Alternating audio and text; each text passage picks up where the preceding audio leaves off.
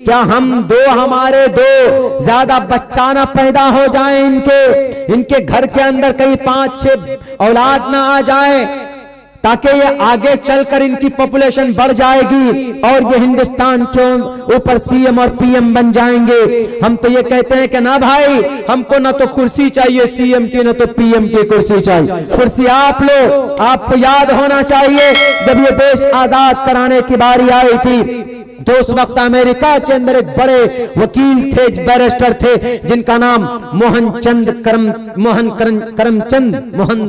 करमचंद गांधी जी का नाम गांधी जी इस वक्त तक था।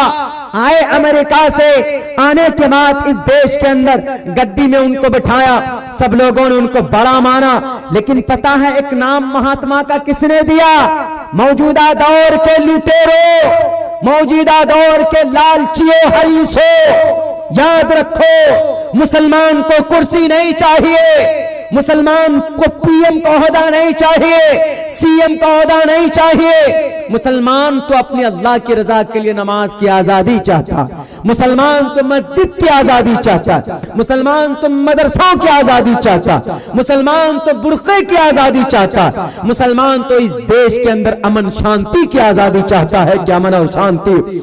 मौलाना अब्दुल बारी फरंगी महल्ली ने गांधी जी को कुर्सी पर बिठाकर कहा कि गांधी जी आज से आपका नाम महाआत्मा होगा।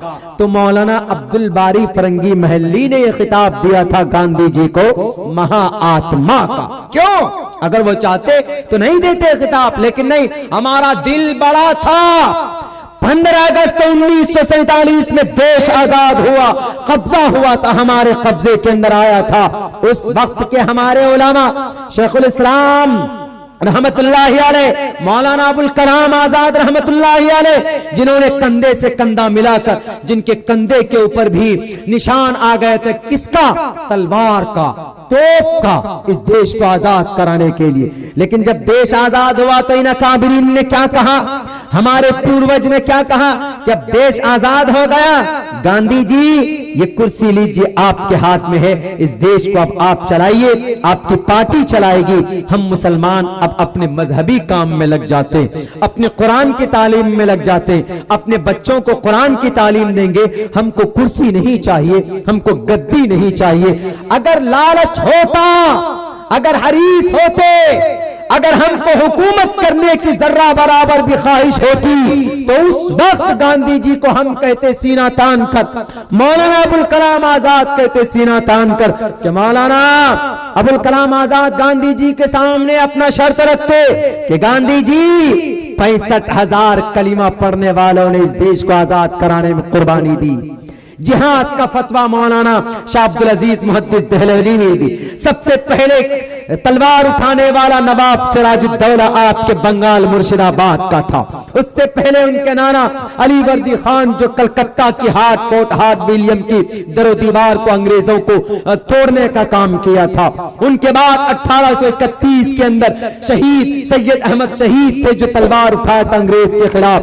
1755-99 के अंदर सरंगापट्टम टीपू सुल्तान ने जालिम अंग्रेज को भगाने के लिए जंग लड़ने की शुरुआत कर दी थी। 1857 की जंग आजादी के अंदर शामली के अंदर टोपी दाढ़ी वाले मैदान में थे गांधी जी। इसलिए कुर्सी हमको भी चाहिए, इसलिए कुर्सी हमको भी चाहिए। आप पीएम बनेंगे, आपके खानदान का कोई पीएम बनेगा तो हमारा भी खानदान का, हम कलिमा पढ़ने वालों का भी कोई इस देश के अंदर राष्ट्रपति बनेगा। आप एमपी बनेंगे, आपकी पार्टी का आदमी, तो हमारी पार्टी का आदमी एमएलए होगा।